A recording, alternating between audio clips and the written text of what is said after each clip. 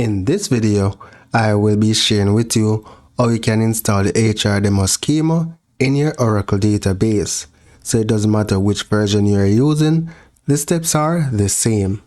So what you want to do is change directory to the demo folder, and then you go in the schema directory so it's under your Oracle home, right? So let me do an echo on my Oracle home so you can see what my Oracle home looks like.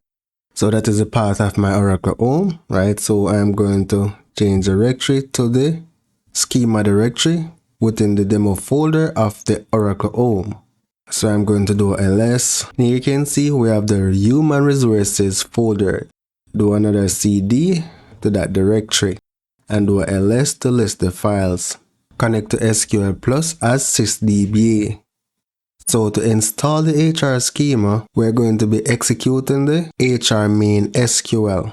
So to execute this, you use the @ symbol and then the name of the SQL script and then select enter.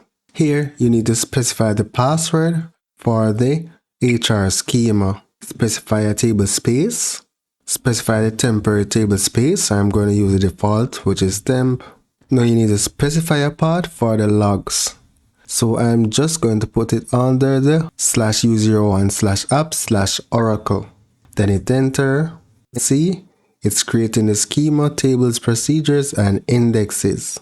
So what I'm going to do, I'm going to go to my Oracle database now. I'm using SQL Developer. So if you look carefully, the HR schema is not here. So what I'm going to do now is refresh schemas. And now you can see the HR schema is in place. So that's it for now, guys. Thank you for watching and see you in the next video.